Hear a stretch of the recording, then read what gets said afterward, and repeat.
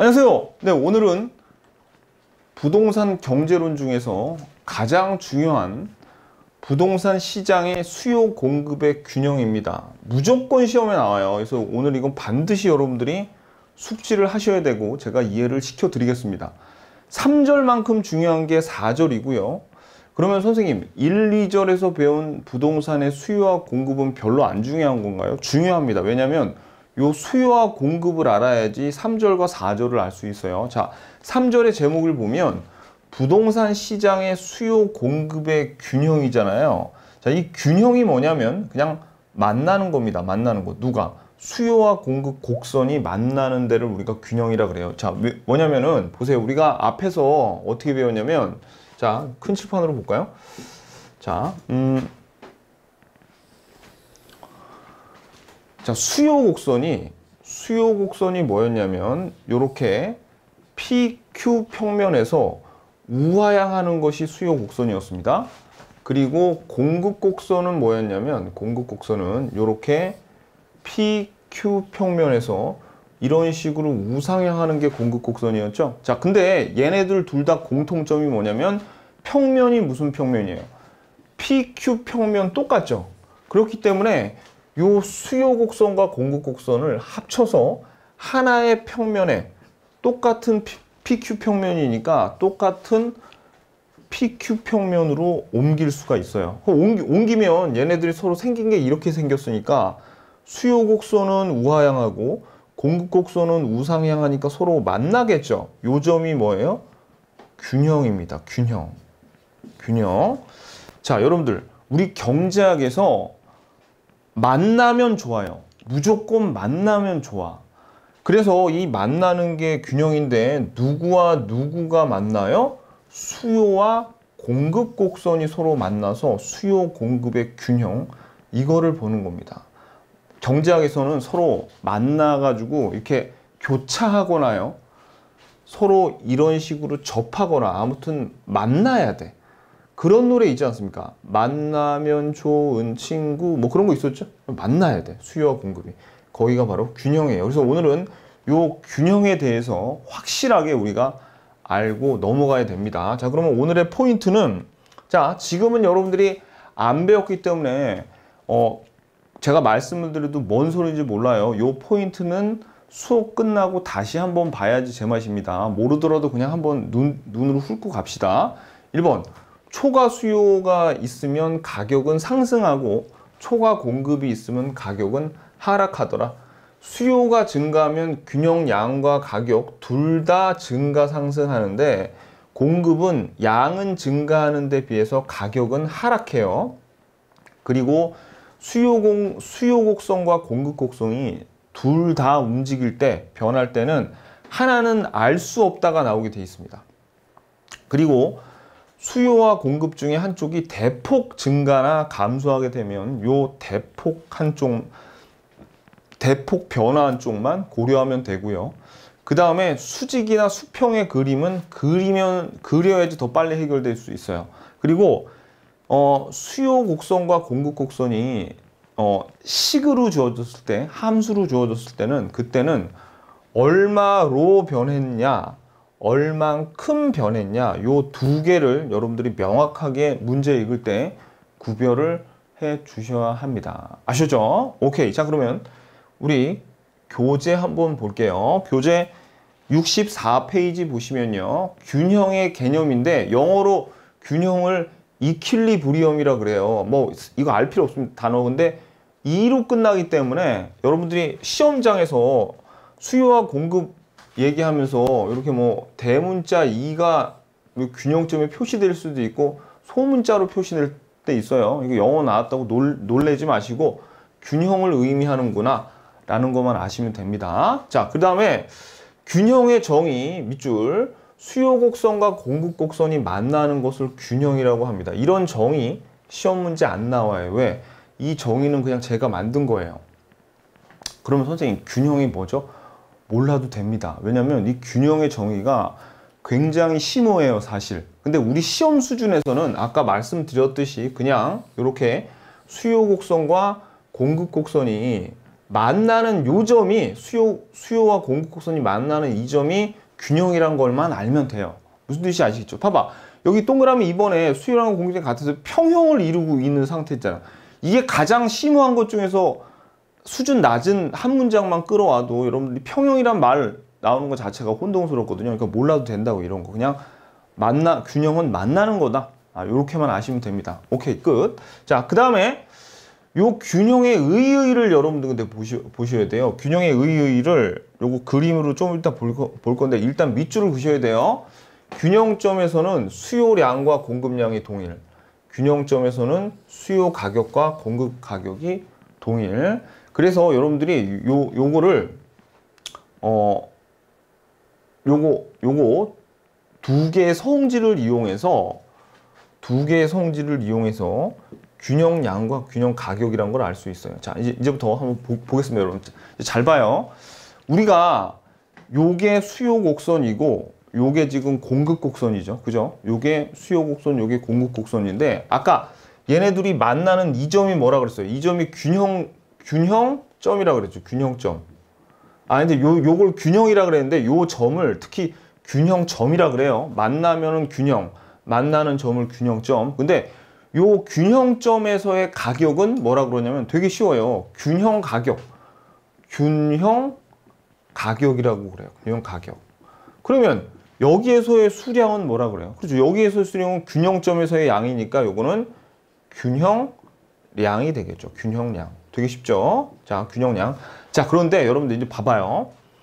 이 균형 가격과 균형량에서의 특징이 뭡니까? 특징이 뭐냐면은 이 균형점은 공급 곡선과 수요 곡선이 서로 만나는 점이라 가지고 균형 가격이 곧 수요량이고 요 균형 가격이 곧 수요 가격이고 공급 가격이에요. 그러니까 균형점에서는 뭐가 같다는 거예요? 수요 가격이랑 공급 가격이랑 같아요. 양도 마찬가지겠네. 요 양에서는 서로 만나는 점에서의 균형량이니까 곧 균형량이 뭐가 되는 거예요? 균형량 이퀄 수요량이 되고 요게 공급량 서로 똑같다는 얘기죠. 여기 균형 가격이 서로 똑같고 그러니까 이게 무슨 얘기냐 이런 겁니다. 우리가 그 전에는 여기에 있는 가령 요 공급 곡선 있죠. 공급 곡선의 식을 이런 식으로 써서 얘네들을 이렇게 첨자로 구분을 해줬잖아요. 공급 곡선이 서플라이 S니까 그래서 이렇게 첨자를 쓰고 그 다음에 수요 곡선은 여기 수요량을 D를 쓰고 가격도 D를 써가지고 수요량, 수요 가격 이렇게 구분을 했었는데 우리가 균형 가격과 균형량에서는 이놈이나 같고 요놈이나 서로 같다 그랬잖아요. 그죠? 같죠? 그러니까 어떻게 하면 돼? 그냥 첨자를 띄워버리고 Q로 써도 되고 그냥 QE, 아까 이 2는 뭐예요? 이퀄리브리엄 또는 Q 스탑 뭐 이런 식으로 아무렇게나 써도 상관없습니다. 그럼 가격도 마찬가지인데 가격도 첨자 띄워버리고 PE, P 스탑 이런 식으로 써도 상관없어요. 무슨 얘기인지 아시겠죠? 오케이. 자, 그러면 우리가 이제 아주 되게 좀 중요한 성질을 알았는데 어떤 성질을 알았냐면 우리가 요 균형점에서는 균형량, 즉 균형량이니까 이 말은 수요량이랑 공급량이랑 서로 같은 성질이 있고, 그죠? 그 다음에 균형 가격에서는 어떻게 해요? 수요 가격하고 공급 가격하고 서로 같은 성질이 있죠. 이 성질이 아주 중요합니다. 왜 중요하냐면, 봐봐요. 왜 중요하냐면, 이렇게 말이 안 나. 수요 가격과 공급 가격이 같다는 성질, 공급량과 수요량이 같다는 성질을 알면 요 공급 곡선과 수요 곡선의 함수들이 있죠. 요 식만 알고 있으면 균형 가격, 지금 우리 요거 알고 싶은 거, 균형량과 균형 가격을 구할 수가 있어요. 왜? 왜냐하면 이 수요량, 균형점에서는 수요량과 공급량이 같고 균형점에서는 균형 가격이 수요 가격과 공급 가격이 같기 때문에 요 식 두 개만 있으면 요거를 구할 수 있다. 왜냐면 보세요. 이제 이 식을 가지고 제가 뭘 할 거냐면 요 균형점에서의 균형량과 균형 가격을 구할게요. 이거 여러분들 시험에 엄청 잘 나옵니다. 그럼 봐봐요. 우리가 요놈 둘이 균형점에서 같다는 걸 알았죠. 그러면 이 식과 요 식도 서로 같아요. 그러면 요거를 한번 연립해서 풀어보면 이제는 균형을 구한 거니까 PS하고 PD하고 첨자 띄워버려야지. 그래서 아예 P 더하기 200은 300 마이너스 P 이렇게 써도 상관이 없다는 얘기예요. 왜? 같으니까 이 점에서는. 그러면 요 P를 1로 넘기고 200을 1로 넘기면 이 P는 100이죠. 그러면 P는 얼마가 되는 거예요? 50이 되는 겁니다. 그럼 P가 50이 되니까 요 50을 여기다 집어넣던 여기다 집어넣어도 250 나오고요. 여기다 집어넣어도 250이 나와요. 무슨 얘기인지 아시겠죠? 그러면 요 균형점에서의 가격은 50이고 균형점에서의 균형량은 252라는 거를 우리가 이렇게 구할 수가 있었네.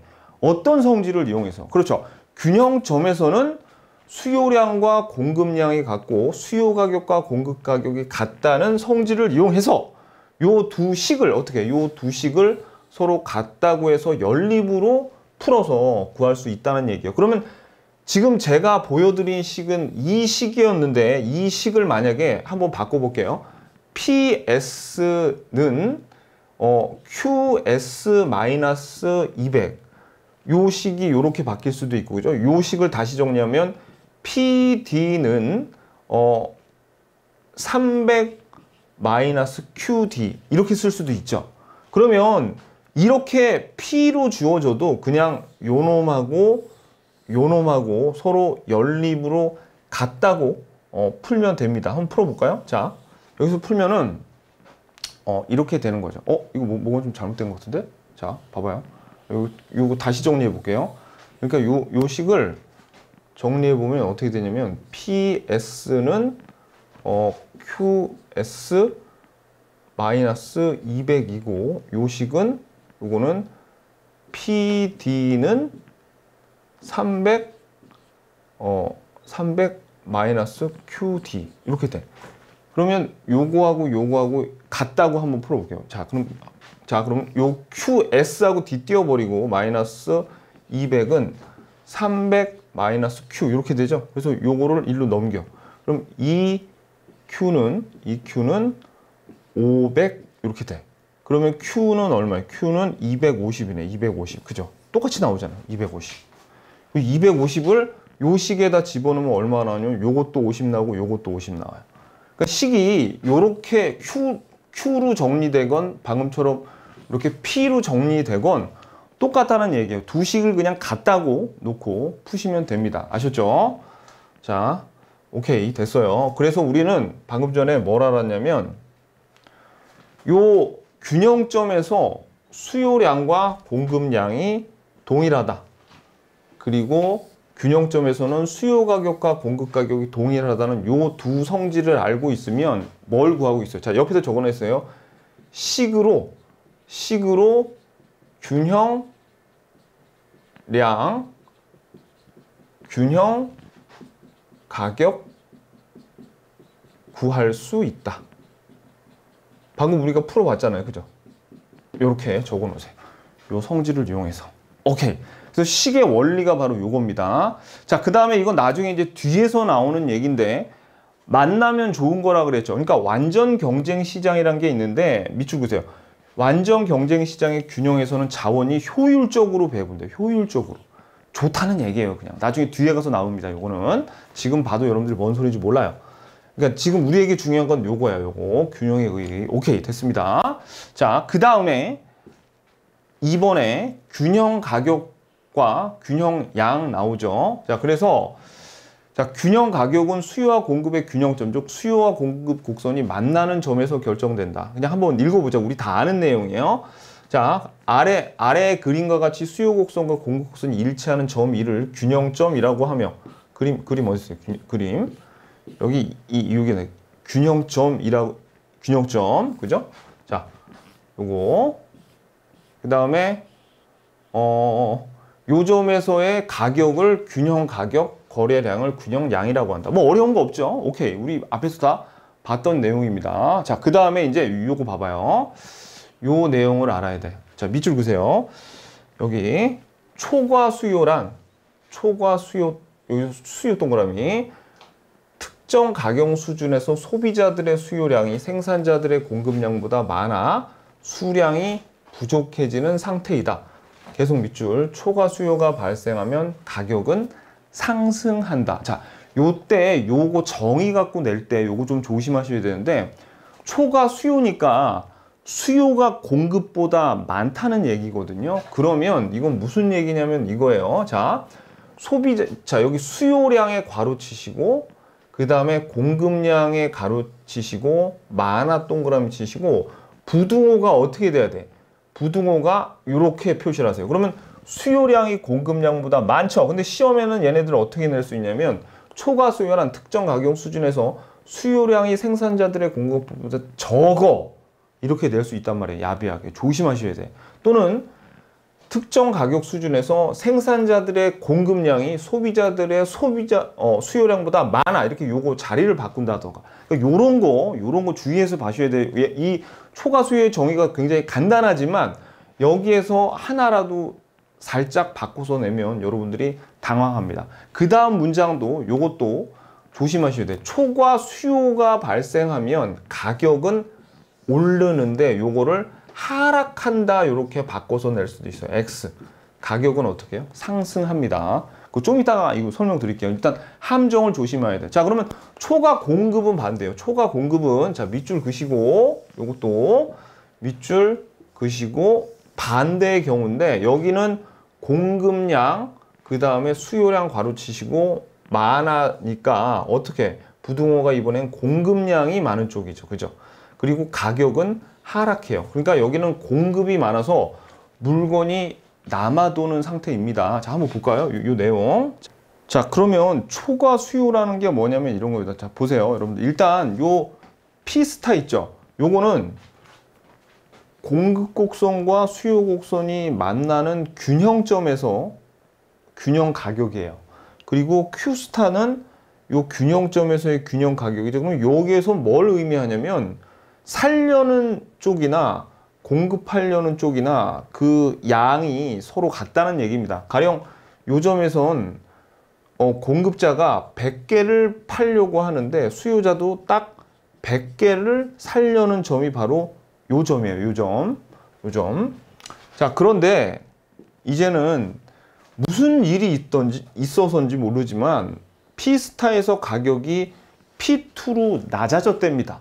그러면 여기에서 보세요. 여기서 요 점선 있는 데를 보면은 여기가 무슨 선이에요? 요 선이 공급 곡선이죠. 그러면 여기에서부터 여기까지, 즉 Q1이 여기서 뭐냐면 공급량이야. 그러면 이제 요 선은 수요 곡선이죠. 그러면 여기에서부터 여기까지, 즉 Q2는 무슨 약이에요? 요거는 수요량이죠. 수요량. 그러니까 공급량이 더 많아요? 수요량이 더 많아요? 수요량이 더 많죠? 얼만큼 더 많아? 여기에서 요거 빼면, 즉 Q2에서 Q1 빼면 얼만큼 차이가 나요? 요 빨간 초과 수요만큼 차이가 나잖아요. 그러니까 이런 거죠. 예를 들어서 Q1이 30이고 Q2가 100이라면은 살려는 사람은 100개를 살려고 하는데 100명인데 팔려는 쪽은 30개 밖에 내놓지 못한 경우예요. 자, 그럼 여러분들 그냥 경매 시장 한번 생각해 봅시다. 만약에 시장에 물건이 없는데 경매에 물건이 나왔어. 그러면 서로 내가 살게요, 내가 살게요 막 그러다가 보면 가격이 오르겠죠. 그래서 초과 수요가 발생하면 살려는 사람이 많으니까 어디까지 가격이 올라가냐면 결국은 균형으로 다시 돌아가게 돼 있습니다. 무슨 얘기인지 아시겠죠? 요게 초과 수요예요. 자, 그러면 초과 공급은 그냥 이 반대로 생각하면 되겠네요. 자, 보세요. 무슨 이유에서인지 P스타에서 P1으로 가격이 상승했대요. 그러면 요 가격대에서 요 만나는 점을 봤더니 요 선이 수요 곡선이죠. 그러니까 여기에서 이번에는 요 Q1이 뭐예요? 수요량이야. 그리고 여기에서 요게 만나는 요거는 공급 곡선하고 만났네요. 그러면 여기에서부터 여기까지가 뭡니까? 요게 공급량이야. 그러면 수요량은 이만큼이고 공급량은 이만큼이면 이만큼 공급량에서 수요량 빼면 이만큼 뭐가 남아요? 초과 공급이 남죠? 이거는 무슨 상황입니까?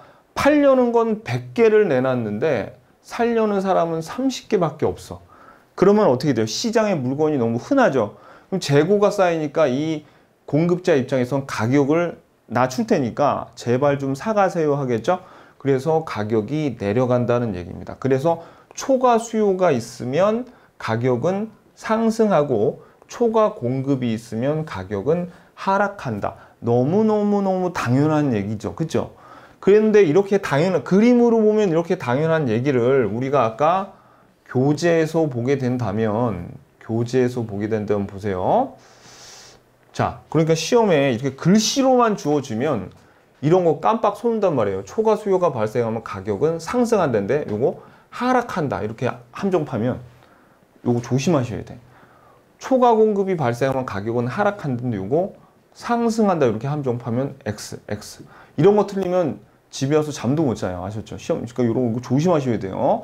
뭐가 뭐보다 많은 거예요? 초과 수요 당연히 수요량이 공급량보다 많은 거. 초과 공급은 공급량이 수요량보다 많은 거. 아셨죠? 오케이, 됐습니다. 자, 그리고 요 4번에서 5번 요거 두 개 한꺼번에 가로치시고 요 내용은 우리가 어디서 볼 거냐면 나중에 탄력성에서 배울 건데 오늘 미리 볼게요. 옆에다가 뭐라고 쓰시냐면 P80이라고 적어 놓으세요. 80페이지에 가면 나옵니다. 이 내용이. 자, 그럼 P80, 80페이지로 가 보셔서 80페이지 가신 다음에 거기 보면은 책 하단부에 어떻게 되냐면 동그라미, 자, 80페이지 한번 볼까요? 동그라미, 자, 4, 5, 6, 7. 여기 동그라미 요게 거기하고 관련된 있는 내용이에요. 그래서 여러분들은 여기 옆에다가 80페이지 왼쪽에다가는 P64라고 이렇게 적어 놓으십시오. 왜냐면 똑같은 내용인데 여러분들이 처음 공부할 때는 이게 똑같은 내용인지 모를 수가 있어요. 그러면 공부하다가 되게 당황하더라 이거죠. 이 내용이랑 이 내용은 똑같은 거 같은데 이거 똑같은 거 맞나? 심지어는 처음에는 그것도 몰라요. 경제학이라는 게 원래 그렇습니다. 같은 내용인데 읽어봐도 잘 식별이 안 되는 것. 그게 경제학이죠. 근데 별거 아니에요. 선생님하고 같이 공부하면 그럴 일은 없을 겁니다. 아셨죠? 자, 그러면 요 내용 한번 읽어볼게요. 수요가 탄력적이어서 수요 곡선이 자, 여기 일단은 탄력적, 그 다음에 완만. 우리가 이거 나중에 뒤에서 배울 거지만 탄력적이면 수요 곡선이 이렇게 누워 있어요. 누워 있어. 그 말은 기울기가 작다는 뜻이에요. 완만한 형태면 초과 수요량은 많아지고, 그러면 시험에는 이게 적어지고 이렇게 내겠네. 비탄력적일수록 수요 곡선의 기울기가 가팔라지거든요. 수요 곡선 비탄력적이면 이렇게 가팔라져요. 그래서 초과 수요량은 적어진다. 그럼 시험 문제는 뻔하겠네. 많아지고 적어진다. 서로 바꿔치기 하겠네. 공급 곡선도 마찬가지입니다. 공급 곡선이 탄력적이면서 완만해요. 탄력적이면 완만. 그리고 요게 비탄력적이면 가파른데, 탄력적이면 수요 초과 공급량 많아지고, 그리고 비탄력적이고 가팔라지면 초과 공급량 작아진다 라는 거. 요게 시험 문제죠. 요 많아지고 적어진다, 요거로 바꿔치기 한단 말이에요. 그럼 이게 무슨 얘기냐? 자, 이거 나중에 뒤에서 나오겠지만 지금 미리 설명드리고 갑니다. 자, 봐봐요 여러분들. 지금 우리가 요 곡선을 봤을 때 어떤 걸 비교하고 싶냐면, 공급 곡선은 그냥 가만 놔두고 수요 곡선을 탄력적인 놈하고 비탄력적인 놈하고 서로 비교를 하려고 그래요. 자, 근데 여기가 균형이었는데 균형에서 한번 초과 수요가 생겼을 때를 한번 볼게요. 초과 수요가 생겼을 때, 자, 보시면 지금 여기가 공급량이에요. 공급량. 그러니까 그러니까 지금 여기 갑자기 100원이었다가 90원으로 가격이 하락했대요. 그래서 요 선이 생겼어요. 그럼 여기가 공급량이고, 봐봐요. 비탄력적인 경우에는 수요가 얼만큼이냐면 여기에서 요만큼이죠. 그러니까 비탄력적인 경우에는 초과 수요가 요만큼이에요. 그러니까 이게 비탄력적일 때 초과 수요다. 자, 그런데 자, 이거 다른 색으로 한번 해볼까요? 그런데 탄력적인 경우에는 여기 공급량에서부터 이만큼. 지금 여기에서 끝나는 거죠. 이 노란 직선만큼의 초과 수요가 생겨요. 너무나 당연한 거죠. 왜냐하면 비탄력적은 이렇게 가파르고 탄력적인 건 이렇게 완만하다고 했으니까 완만한 놈이 더 생긴 거 자체가 어떻게 되겠어요? 그렇죠? 더 탄력적인 놈이 초과 수요가 이만큼 더 많다는 얘기예요. 비탄력적인 것보다. 자, 다시 한번 볼까요? 자, 다시 여기에서 초과 수요는 얼만큼이냐면 탄력적인 게 여기에서 이만큼이 노란색이 탄력적이에요. 이만큼이 초과 수요다. 이만큼이 초과 수요다. 그런데 비탄력적인 애는 지금 어떠냐면 비탄력적인 애는 여기에서부터 여기까지만 초과 수요예요. 그러니까 탄력적인 애가 얼만큼? 탄력적인 애가 이만큼 더 많은 초과 수요를 갖게 된 겁니다. 무슨 얘기인지 아시겠죠? 그림만 딱 보면 여러분들 나오잖아요. 답이. 그죠? 자, 그럼 볼게요. 여기 위에는 그럼 어떻게 봐요? 위에는 여기는 초과 공급이 발생하겠죠. 초과 공급이. 자, 그러면 여기에서도 한번 볼게요. 자, 지금은 공급 곡선이 여기가 기준이니까 여기에서부터 이만큼의 초과 공급이 생겨요. 어느 경우에? 탄력적인 애는 이만큼이에요.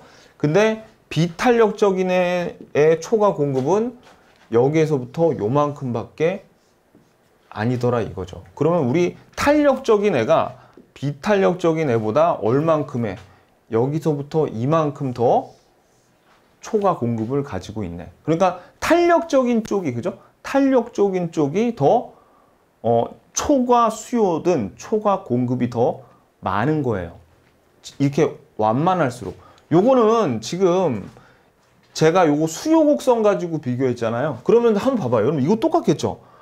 요거 공급 곡선으로 비교해도 여기 밑에는 공급 곡선이 탄력적인 거하고 비탄력적인 거하고 서로 비교해도 요거랑 결과는 똑같다는 걸 알 수 있어. 하나만 그냥 밑에 이거 하나만 해볼게요. 자, 이번에는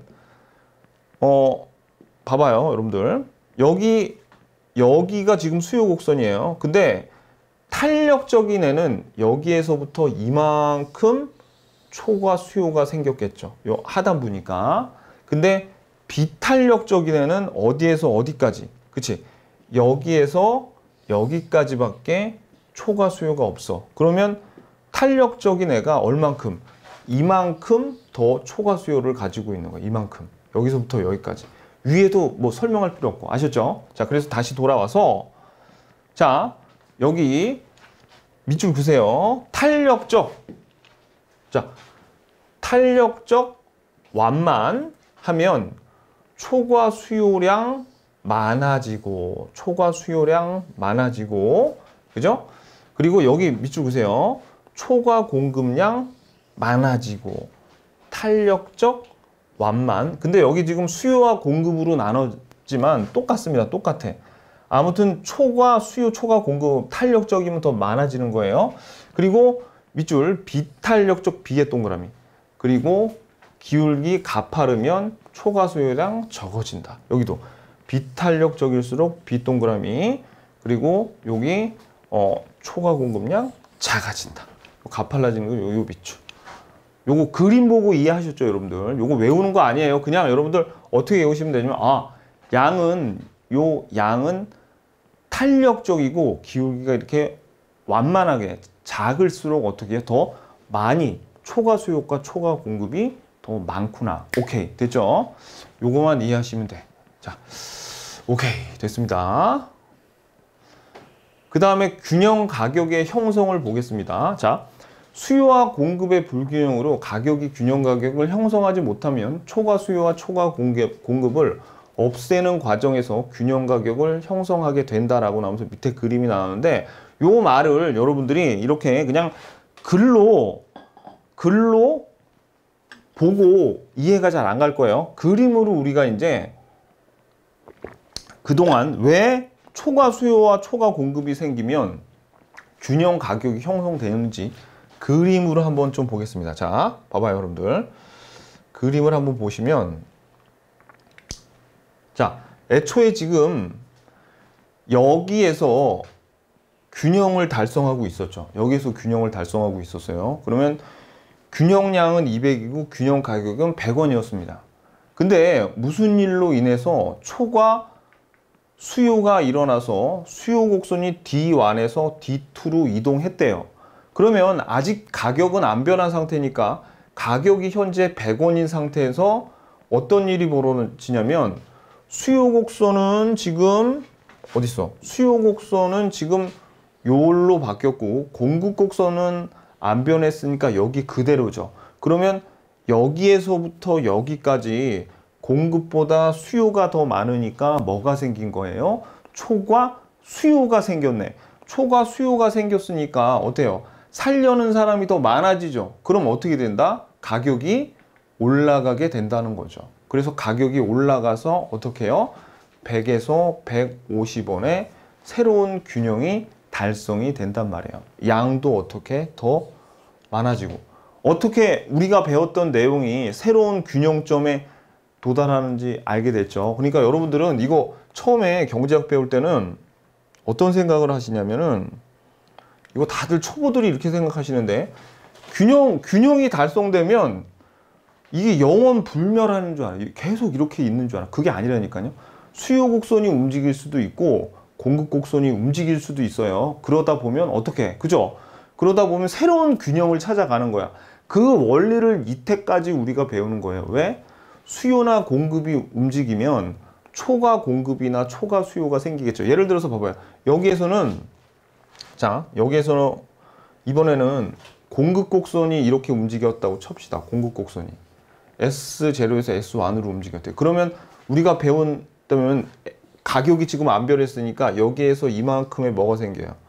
요거는 지금 수요고, 요 새로운 공급에서 공급이니까 여기서는 초과 공급이 생긴 거죠. 이만큼. 초과 공급이 생기면 어떻게 된다 그래서 가격이 하락한다 그랬죠. 그러니까 여기에서 새로운 균형점을 갖는다고요. 아셨죠? 그러니까 여태 우리가 초과 수요와 초과 공급을 배운 이유는 이렇게 초과 수요나 초과 공급 때문에 새로운 균형점을 찾아가게 돼 있다. 그걸 배우기 위함입니다. 아셨죠? 오케이. 그냥 원리만 65페이지에서 이렇게 알고 가면 되고요. 넘기세요. 넘기셔가지고 교재 66페이지. 이제부터가 정말 시험에 나오는 내용입니다. 뭐냐면 균형점의 이동이에요. 균형점의 이동. 자, 보세요, 여러분들. 우리가 지금 수요가 변화할 때 만약에 공급이 일정하다 그러면, 공급이 일정하다는 것은 공급 곡선은 가만히 있는데 수요가 변하면 수요 곡선이 움직인다는 얘기죠. 그죠? 자, 그래서 봐봐요. 이거 여러분들 요거 두 개는 반드시 암기해야 되는데 억지로 암기할 필요 없어요. 제가 지금 암기시켜 드릴 테니까. 수요가 증가하면 밑줄 균형 가격은 상승, 가격 상승, 그리고 균형 양도 증가. 수요가 감소하면 가격 하락, 그리고 양은 감소. 자, 여러분들 우리 이거 암기하는 거 아니라 잘 봐봐요. 시장에 수요가 증가했어. 그 말은 뭐냐면 살려는 사람이 많아졌대요. 살려는 사람이 많아지면 한 사람이라도 많아지면 어떻게 되겠어요? 그죠? 양은 증가하는 거죠. 수요가 증가하면 양은 한 사람이라도 더 살려는 사람이 많으면 양은 증가해요. 그리고 살려는 사람이 많아지면은 내가 살게. 그거 나한테 줘. 내가 10원 더 줄게. 내가 100원 더 줄게. 이런 경매를 좀 생각하세요. 그렇게 되면 어떻게 돼요? 가격도 오른다고요. 무슨 뜻인지 아시겠죠? 그래서 수요가 증가하면 어떻게? 살려는 사람도 많아지니까 양도 증가하고 가격도 상승하더라. 오케이, 요거. 근데 수요가 감소하면은 이제 한 사람이라도 그 시장에서 줄어들면 어떻게 돼요? 그렇죠. 이제 수요가 수요량도 감소하고 가격도 당연히 살려는 사람이 적어지면 이제는 물건이 흔해지게 되는 거죠. 그죠? 살려는 사람보다 팔려는 물건이 흔해지면 가격은 하락하게 됩니다.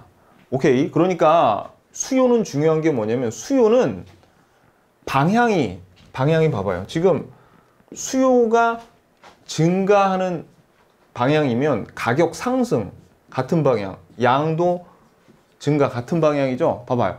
수요가 감소, 이렇게 감소하면 가격 하락, 감소, 양, 감소, 감소. 그러니까 같은 방향이에요. 되게 쉬워, 수요는. 그죠?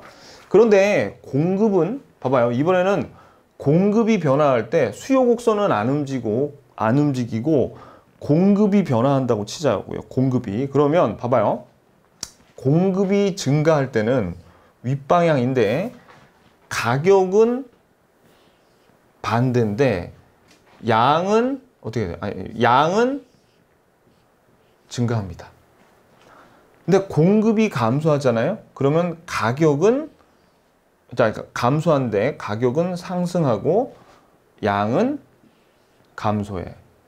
그러니까 무슨 뜻이냐면 이것도 당연한데 자 봐봐요. 여러분들 공급이 증가한데 팔려는 사람이 물건을 하나라도 더 시장에 내놔서 공급이 증가하면 양은 증가하겠죠. 그죠? 근데 물건이 공급을 많이 하게 되면 물건이 흔해져요? 아니면 귀해져요? 흔해지지.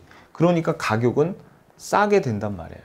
자, 공급이 감소해서 한 사람이라도 팔려는 사람이 시장에서 물건을 회수해 와가지고 하나라도 시장에서 판매한 거를 빼면 양은 감소하는 거죠. 그럼 가격은 어떻게 돼? 가격은 그 시장에 이제 물건이 없어지니까 물건이 귀해지죠. 그러니까 상승한단 말이에요. 그래서 여러분들이 요거 우리가 이따가 이 네 개만 알고 있으면은 그냥 무조건 다 맞는데 수요는 암기할 필요가 없다고요. 왜? 수요는 증가하면 가격이건 양이건 둘 다 올라가는 방향이죠. 수요가 감소하면 가격은 하락하고 양은 감소하니까 요 같은 방향인데 공급에서는 여러분들이 양이 훨씬 쉬워요. 왜냐하면 가격은 어때? 반대 방향이니까 이거 암기할 때 좀 머리 아프지 않습니까? 그러니까 보세요. 공급이 증가하면 양은 증가한다. 공급이 감소하면 양은 감소한다. 확실하게 알아두시고 가격은 이거 반대네 라고 어느 정도 생각해서요. 왜냐면 요 네 개를 알아야지 이따가 우리가 표를 완성해서 맞출 수 있어요. 그래가지고 이따가 어떤 방향으로 나니까 수요하고 공급 중에 여러분들 어느 게 더 외우기 쉬워요? 수요가 외우기 쉽죠. 그러니까 먼저 수요를 따져보고 수요하고 공급이랑 둘 중에 하나를 따져야 될 때는 수요를 따져야 돼요. 공급으로 따지면 안 돼요. 그리고 양하고 가격하고 따져야 될 때는 가격을 따져야 돼, 양을 따져야지. 양을 따져야지. 왜? 이 양은 수요건 공급이건 둘 다 같은 방향이란 말이에요. 공급이 증가하면 양 증가, 감소하면 양 감소, 수요는 감소, 증가는 증가인데 가격 같은 경우에 공급은 요 가격이 반대죠. 그러니까 이따가 따질 때 가격은 웬만하면 따지지 말고 양으로 따져야 돼요. 그러니까 자, 우리가 이따가 연습할 건데 이거 중요해요.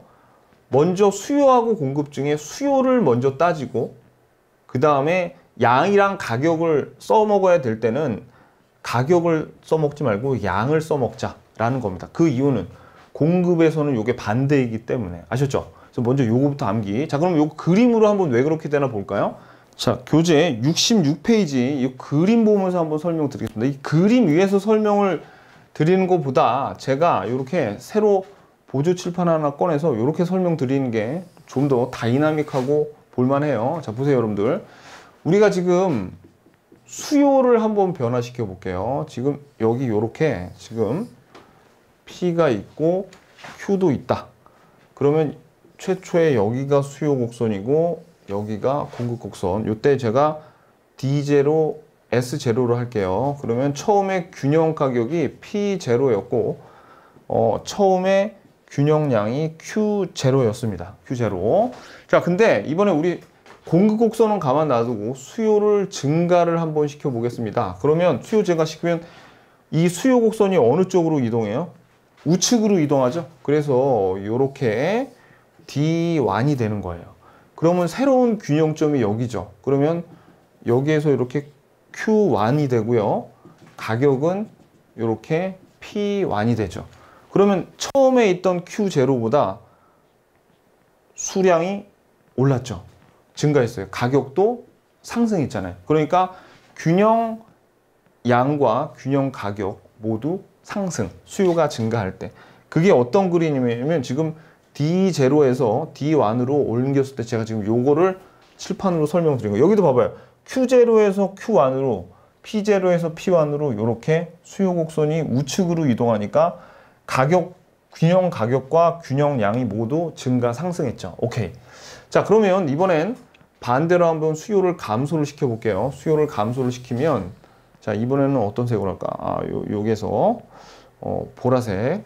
자, 그러면 이번에는 요렇게 수요가 D2로 요렇게 감소했어요. D0에서 D2로. 그러면 새로운 균형점은 여기니까 요렇게 그러면 Q2 P2 이렇게 되지 않습니까? 그러면 가격은 하락하고 수요량도 감소했어요. 애초에 있던 Q0, P0보다. 그러니까 어때요? 그죠? 이 수요 곡선은 아까 제가 말씀드린 대로 이렇게 수요가 증가하면 가격과 양 둘 다 증가, 수요가 감소하면 가격과 양 둘 다 감소. 같은 방향으로 둘 다 움직이더라 이거죠. 오케이. 그러니까 증가하면 가격과 양도 같은 방향, 감소하면 가격과 양 같은 방향으로 감소. 자, 그 다음에 이제 공급에 대해서 보면 공급도 여기 그림이 나와 있는데 요거보다 제가 하나씩 요 보조 칠판에다가 설명을 드리는 게 더 보기가 여러분들이 이해하기가 쉽습니다. 자, 볼게요. 여기 보시면 이번에는 공급에 대해서입니다. 공급. 여기 요렇게 자, 요렇게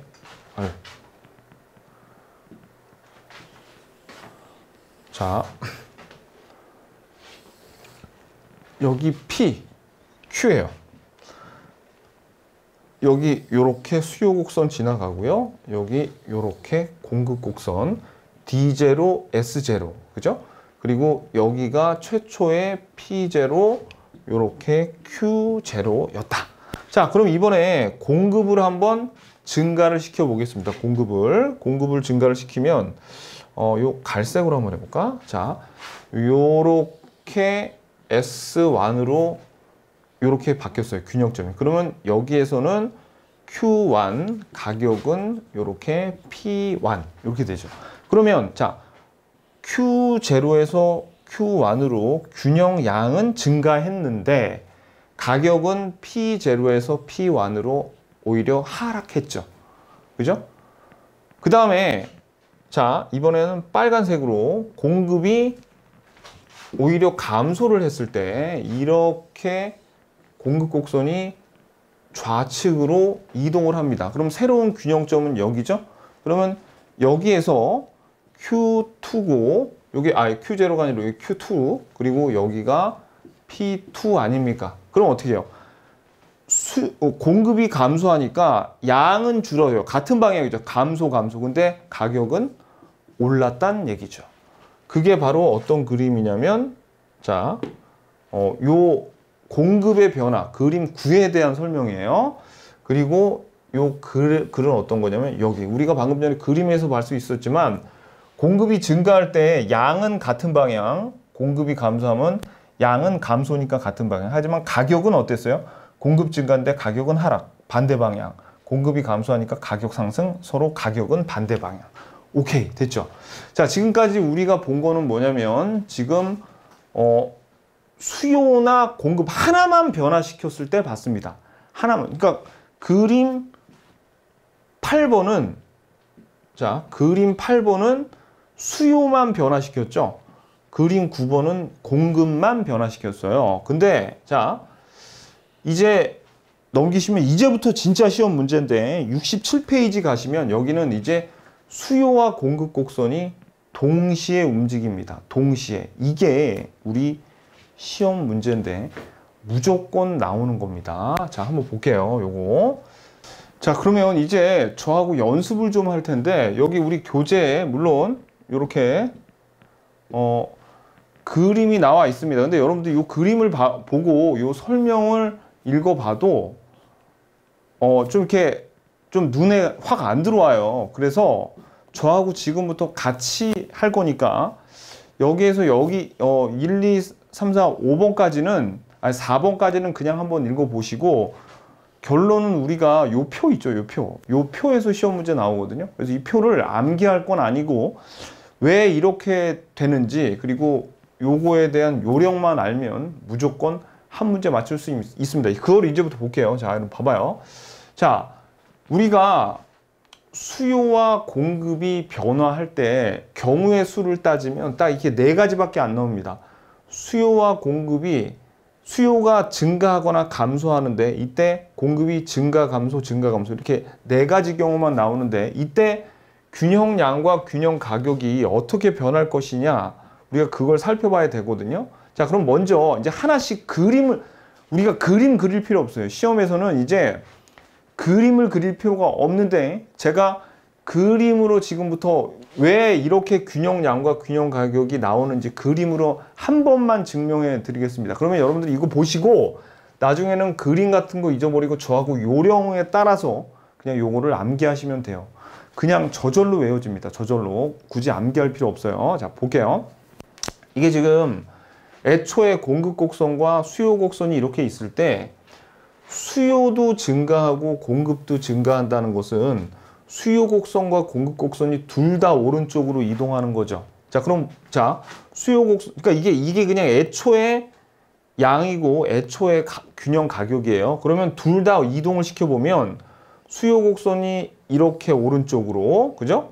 그리고 공급 곡선도 이렇게 오른쪽으로 이동을 했습니다. 그럼 새로운 균형점은 여기거든요. 그러면 봐봐요. 여기에서부터 여기까지가 균형량이니까 균형량은 요만큼 확실하게 증가했죠. 균형량은 확실히 증가했는데 가격은 여기에서 수요와 공급이 얼마만큼 변화에 따라서 증가했는지 상승하는지 알 수가 없어요. 그러니까 이거 어떻게 보시면 되냐면 이렇게 보면 됩니다. 요 경우에 양은 어떻게 돼요? 양은 확실히 증가했죠. 근데 균형 가격은 알 수 없어요. 몰라. 어떻게 될지 모른다는 얘기입니다. 아셨죠? 오케이. 자, 그러면 여러분들이 그 표 한번 보세요. 우리 교재 97페이지 표에 여기 증가 알 수 없다 그렇게 나왔죠. 자, 그 다음에 이번엔 다시 또 다른 걸 볼게요. 두 번째 케이스. 두 번째는 뭐냐면 이번에는 수요는 증가하는데 공급은 감소했대요. 그러면 수요는 증가하니까 수요 곡선은 이렇게 D1으로 오른쪽으로 움직이고 공급 곡선은 감소하니까 왼쪽으로 공급 곡선 이동해야 되겠죠? 그럼 공급 곡선은 이렇게 S1으로 움직입니다. 그러면 새로운 균형점은 여기네요. 그러면 자, 새로운 균형 가격은 여기니까 애초의 가격보다 훨씬 더 많이 올랐죠.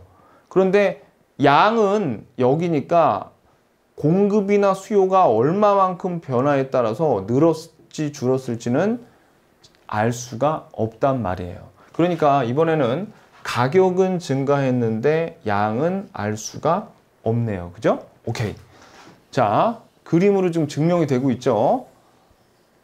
그림을 외우라는 얘기가 아니야. 그냥 어떻게 증명되나만 보면 돼요. 자, 이번에는 수요는 감소하고 공급은 증가했대요. 수요가 감소했으니까 D0에서 요렇게 D1으로 움직이고요. 그 다음에 공급은 증가했으니까 공급 곡선이 이렇게 S1으로 증가했대요. 그러면 보세요, 여러분들. 새로운 균형점이 여기에요. 그러면 가격이 여기니까 가격은 확실하게 떨어졌죠. 근데 양은 여기가 균형점이니까 늘었는지 줄었는지 확실하지가 않아요. 그러면 균형량은 잘 모르겠고 가격은 어떻게 돼요? 가격은 하락했다. 그죠? 저희 그 표에 그대로 나옵니다. 그 다음에 이제 마지막 둘 다 감소한 경우랍니다. 둘 다 감소. 그러면 수요 곡선이 이렇게 D1으로 그리고 공급 곡선도 이렇게 S1으로 둘 다 감소하면 여기가 새로운 균형점. 그러면 어떻게 해요? 여기가 새로운 균형량이니까 균형량은 확실히 줄었는데 균형 가격은 이쯤 나오니까 정확하게 알 수가 없겠죠? 그러니까 균형량은 감소했는데 알 수가 없어. 여기 물음표. 이렇게 됩니다. 자, 그럼 이제 여러분들이 시험장에 가서 이걸 가지고 그림을 하나씩 그려가면서 이렇게 할 시간이 없거든요. 그러니까 이제부터 저하고 요 표를 외우는 요령을 한번 살펴보면 됩니다. 요령을. 자, 그러면 우리가 요 67페이지의 표를 보면 하나 굉장히 중요한 특징은 둘 중에 하나는 네 가지의 경우가 있는데 양이나 가격이나 둘 중에 하나는 반드시 뭐가 있어요? 알 수 없다가 나올 수밖에 없어요. 이 특징을 알면 굉장히 편합니다. 그래서 첫 번째 여기 중요한 특징은 하나, 알 수 없다. 그리고 두 번째, 먼저 뭐부터 따지냐면 가격이 아니라 양을 먼저 따져라. 양을 먼저. 자, 양을 먼저 따지는데 그게 무슨 얘기냐면 수요하고 공급에서 얘네들이 증가하고 중가하면 가격과 다르게 수요건 공급이건 같은 방향이죠. 자, 그럼 여러분들이 수요가 증가하고 공급이 증가하면 방향 두 개가 같단 말이에요. 그러니까 양은 둘 다 증가합니다. 그럼 증가하는 걸 알았으면 하나 가격은 따질 필요도 없어요. 하나는 무조건 알 수 없다가 나오니까. 자, 그 다음에 여기도 볼게요. 여기도 지금 수요는 증가하고 공급은 감소하죠. 양을 먼저 따지면 수요는 증가하고 공급은 감소하니까 방향이 어떻게 해요? 서로 이 화살표 방향이 다르죠. 그러니까 얘네들은 알 수 없다는 얘기예요. 그러면 가격을 따져야 되는데 가격은 우리가 공급은 가격과 반대 방향이고 수요는 가격과 같은 방향이죠. 그러니까 가격을 따질 때는 공급을 참조하지 말고 수요를 보라고요. 자, 그래서 세 번째 특징은 가격을 알려면 뭐를 봐라? 수요를 보지 공급을 보면 헷갈립니다. 왜냐하면 공급은 반대니까. 그래서 여기서 수요는 증가한댔죠. 그러니까 가격은 상승. 오케이. 자, 그 다음에 이번에는 수요는 감소하고 공급은 증가한대요. 그럼 화살표가 수요는 감소하고 공급은 증가하죠. 그러면 얘네들 방향이 반대니까 균형량은 알 수 없다가 나오겠네. 그럼 이제 우리가 가격을 따져봐야 되잖아요.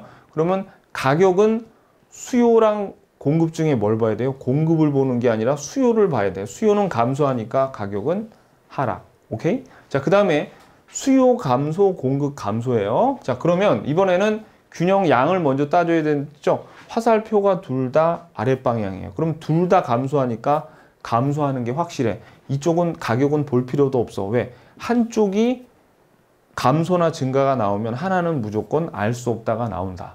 그죠? 오케이.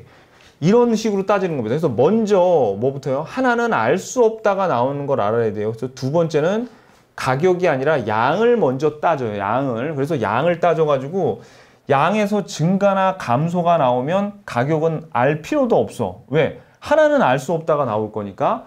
그리고 만약에 근데 양에서 알 수 없다가 나오면 가격을 따져야 되죠. 이때 가격을 따지려면 공급을 보는 게 아니라 수요가 같은 방향이니까 수요를 봐서 여러분들이 맞추면 됩니다. 대한민국에서 아닙니다. 전 세계에서 제가 개발한 가장 쉬운 방법이에요. 가장 쉬운 방법. 자, 그러면 이번에 우리 그냥 백지에다 대고 연습 한번 해볼게요. 자, 먼저 어떻게 해요? 하나는 알 수 없다가 나와야 되고 먼저 균형 양을 구해야 되죠. 양을 구하니까 수요는 증가하고 공급도 증가해요. 그러니까 화살표가 같죠. 같은 방향이니까 이거는 어떻게 해요? 증가하는 거네. 하나는 증가하는 게 나왔으니까 가격은 뭐예요? 알 수 없다가 나와야 되죠. 이건 따져볼 필요도 없어요. 자, 이번엔 수요가 증가하고 공급은 감소합니다. 그럼 화살표 방향이 서로 상충되죠. 반대 방향이면 얘는 알 수 없다가 나오는 거죠. 그러면 이제 가격을 따져야 되는데 가격은 공급을 볼 게 아니라 뭘 본다? 수요를 본다. 증가하네. 그러니까 가격은 상승한다. 오케이? 그 다음에 수요는 감소하고 공급은 증가해요. 그러면 양을 먼저 따지니까 감소하고 증가, 화살표 방향이 서로 반대 방향, 알 수 없다가 나온다. 그러면 이번에 균형 가격을 따져야 되는데 가격을 따질 때는 공급을 볼 게 아니라 수요를 본다. 감소하니까 가격은 하락한다. 맞죠? 마지막으로 수요는 감소하고 공급은 감소한다. 그러면은 둘 다 화살표가 같은 방향이죠? 그럼 어떻게 돼요? 요거 가격 균형량은 감소한다. 한쪽이 감소한다가 나왔으니까 가격은 따져볼 필요도 없이 알 수 없다가 나온다. 오케이. 요렇게 암기하시면 돼요. 표를 여러분들 억지로 이거 67페이지에 나온 요 표를 인간이 도저히 그냥 무식하게 이걸 암기할 수는 없습니다. 그러니까 어떻게 해야 돼요? 제가 알려드린 요령을 가지고 그 요령으로 이렇게 풀면은 틀릴래야 틀릴 수가 없어요. 이 문제는. 아셨죠? 자, 그러면 넘기셔가지고 68페이지를 보세요. 근데 다른 유형이 또 있습니다. 근데 이런 경우가 있어요. 수요나 공급 중에 한쪽이 대폭 변화한다는 경우 있죠. 그러면 뭐만 따지면 되냐면, 그러니까 이런 경우가 있어요. 수요는 대폭 증가하고 공급은 가령 감소한다. 또는 공급은 증가한다. 뭐 이런 식으로 나오죠? 그러면 얘네들은 볼 필요도 없이 그냥 수요만 가지고 문제 풀면 돼요. 대폭 증가하는 쪽만 가지고 푸는 겁니다. 왜냐하면 이 대폭, 소폭, 이제 요런, 이게 대폭으로 한다는 게 나오면 무슨 얘기냐면 이거거든요. 여기 지금 봐봐요. 수요가 있고, 그 다음에 여기 공급이 있는데, 수요가 방금 대폭 증가한다 그랬죠. 그럼 수요는 이만큼 증가했거든요. D1으로. 그러면 공급은 상대적으로 조금밖에 안 움직여요. 이렇게 조금밖에. 그러면 균형점이 요 점에서 끽해봐야 여기로 움직이기 때문에 이 공급 곡선 조금 움직이는 놈은 영향을 못 준단 말이에요. 그러면 어떻게? 그렇죠. 이 대폭 증가한다는 말이 나오면 수요 곡선만 움직이고 공급 곡선은 안 움직인다고 고정한다고 보고 요 대폭 변화하는 놈만 신경 쓰면 됩니다. 아셨죠? 그럼 반대로 이건 어때요? 이렇게는 아직은 안 나왔는데 소폭으로 변화한다 그러면 소폭으로 변화, 지금 이거죠. 자, 수요 곡선이 소폭 증가하고 공급이 감소한다 이러면 소폭을 무시해버려. 왜? 수요는 그러면 고정됐다고 보고 나머지 하나 가지고 풀면 된다는 얘기입니다. 무슨 얘기인지 아시겠죠? 오케이. 그래서 이게 두 번째 유형이에요. 이런 유형을 내는 쪽은 자기 딴에는 난이도를 어렵게 낸다고 하지만 쉬운 거죠. 왜? 그렇죠. 대폭 움직인다고 하면 그냥 나머지 한쪽이 고정됐다고 보고 요것만 살펴보면 됩니다. 자, 그 다음에 수요 곡선이나 공급 곡선이 수직이나 수평으로 나온 경우가 있거든요. 수직이나 수평이 나온 경우에는 그때는 어떻게 하면 된다? 그렇죠. 그때는 그림을 그려서 푸는 게 여러분들이 실수를 줄이는 경우예요. 자, 그래서 어떻게 나왔냐면 자, 밑줄 그세요. 예를 들어서 공급 곡선이 완전 수직인 경우 수요가 증가하면 아니면 수평인 경우 이렇게 나오는데 이때는 이제 나중에 탄력성에서 배우지만 공급 곡선이 완전 수직이라는 거는 완전 비탄력적이라는 얘기예요. 이거 나중에 탄력성에서 배우는데 자, 이건 무슨 얘기냐면 이겁니다. 자, 공급이 수직이래요. 그럼 공급 곡선이 이렇게 수직으로 생겼죠. 그리고 나서 수요 곡선이 수요가 증가하는 경우 그럼 수요 곡선이 여기에서 이쪽으로 이동한단 말이에요. 그러면 공급 곡선이 수직이니까 양은 안 변하겠죠. 하지만 뭐는 균형량은 상승한다는 얘기예요. 아셨죠? 그러니까 수평일 때 한번 따져볼까요? 수평일 때? 그러면 수평인 거는 어떻게 움직이면 되냐면 이렇게 돼요. 자, 여기 가령 이렇게 수요 곡선이 수평인 경우에 공급 곡선이 이렇게 생겼죠. 공급이 증가했대. 그러면 공급이 이렇게 이동합니다.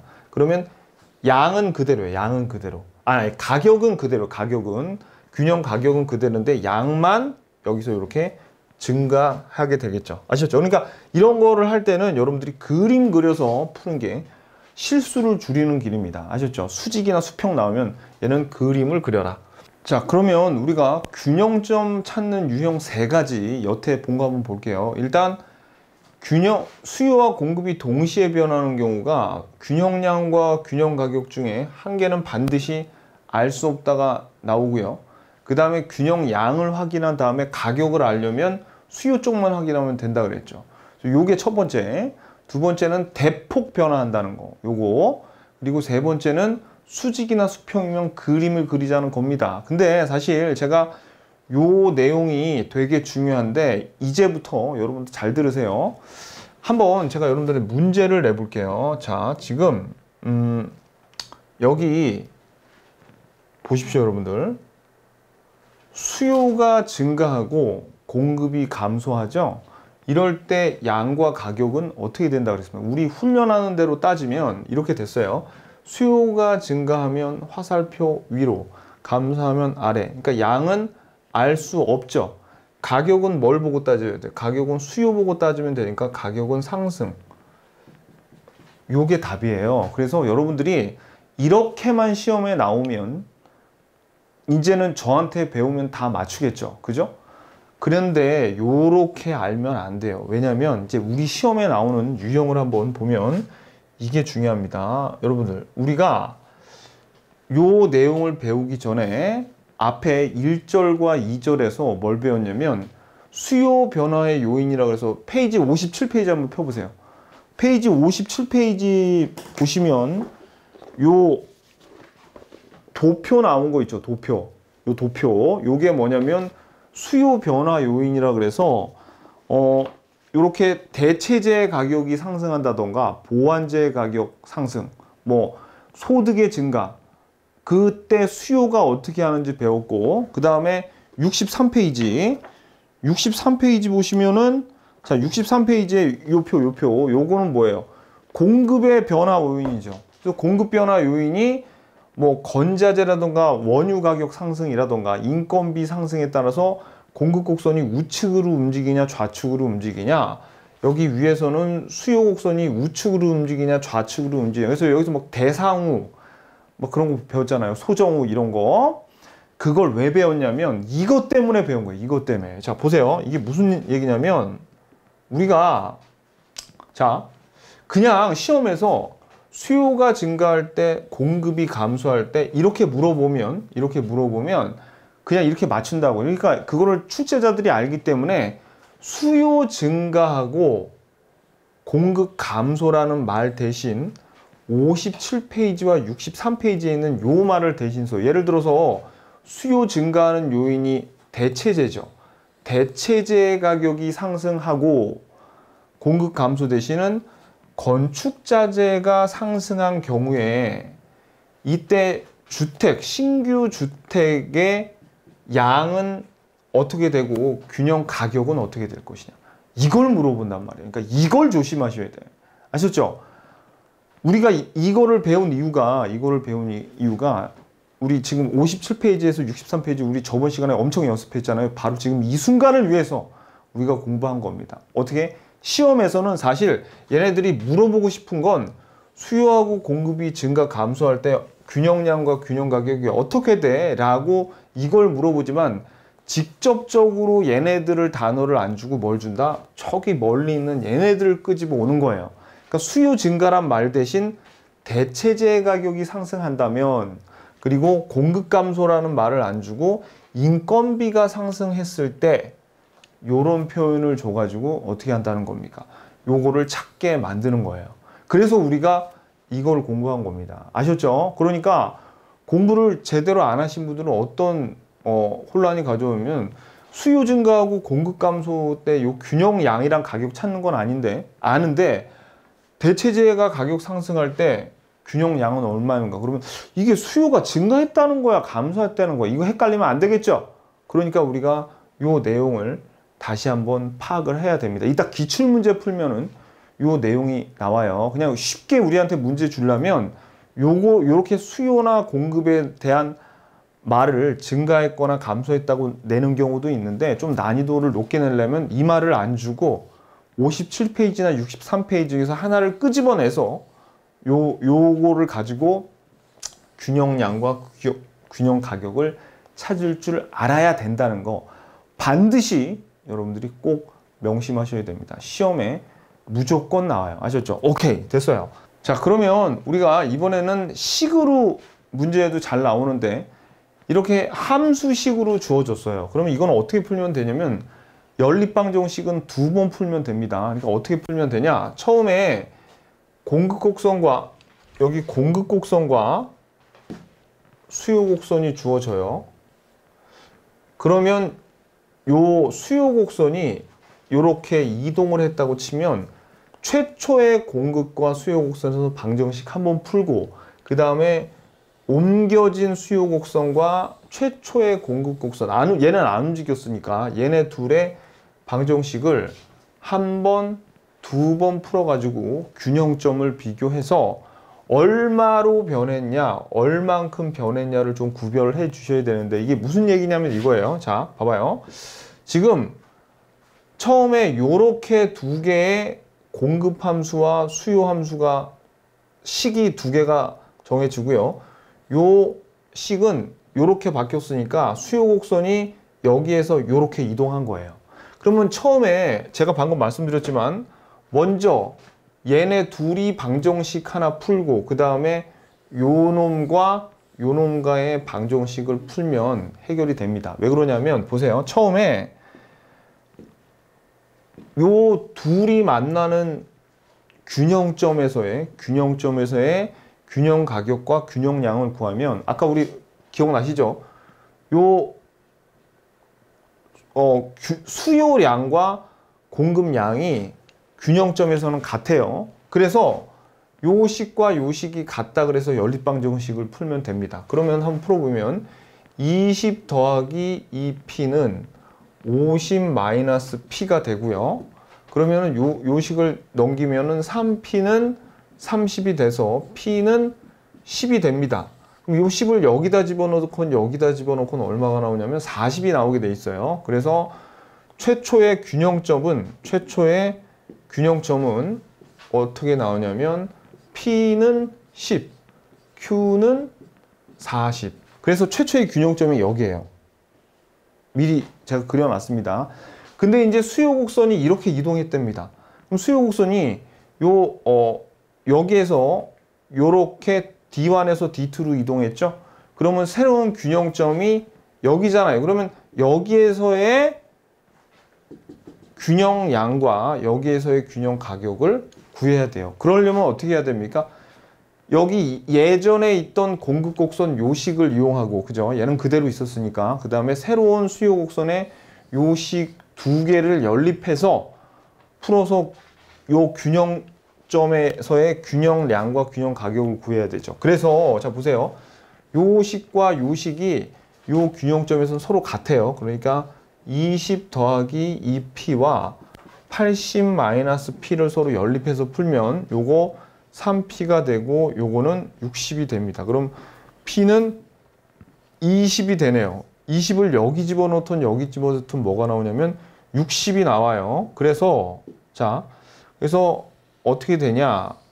새로운 균형점에서 p는 20, q는 60 요렇게 나오게 된다는 거죠. 그죠? 그러면 여기에서 어떻게?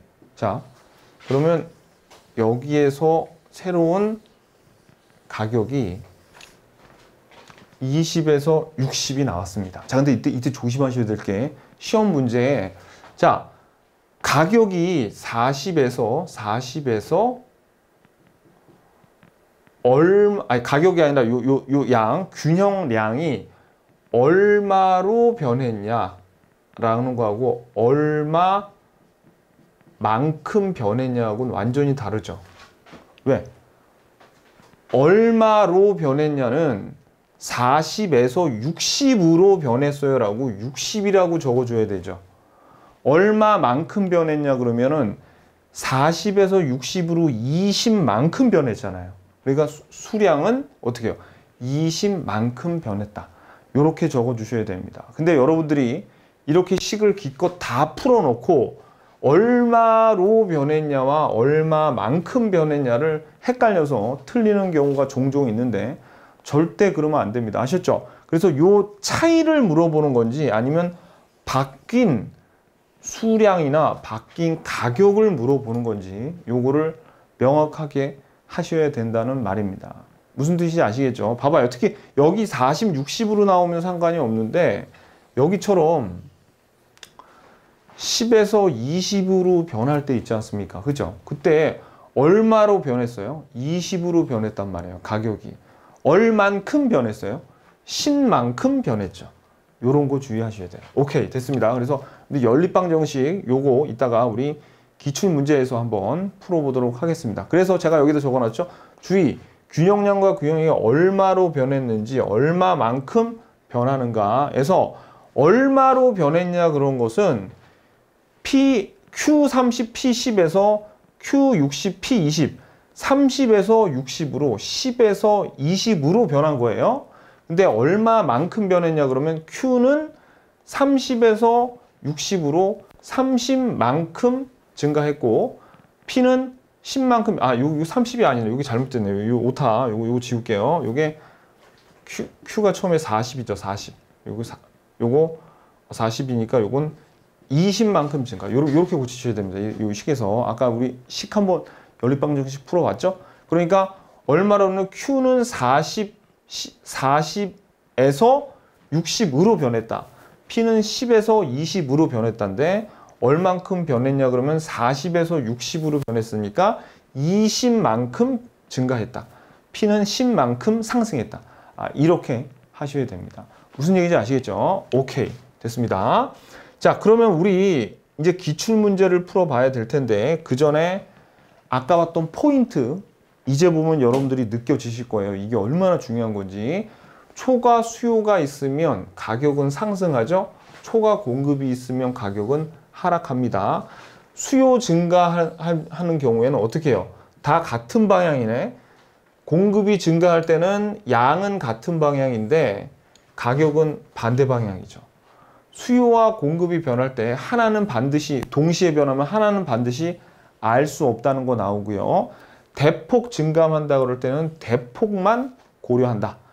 수직과 수평은 그림을 그려서 푼다. 그리고 얼마로 변했는지 얼만큼 변했는지 식으로 주어졌을 때 여러분들이 반드시 그걸 구별하셔야 됩니다. 다시 한번 말씀드리지만 요 식의 우리가 의미는 뭐냐면 우리 방금 봤죠. 여기서 사실 우리 보통 이 식으로 나오는 게 어려워 보이지만 요 균형점이 요로 이동했는데 어떻게 변했는지 그거를 물어보는 거야. 함수식으로 물어보는 건 다 대부분 이런 걸 물어보는 겁니다. 그러니까 식으로 나왔다 그래서 여러분들 절대 당황하지 마세요. 아셨죠? 자, 그러면 우리 많은 걸 배웠잖아요. 이때 그냥 가시면 안 돼요. 뭐 해야 돼? 기출문제 풀어보셔야 됩니다. 자, 조금 쉬었다가 마지막 기출문제 풀면서 우리 정리를 해 보자고요.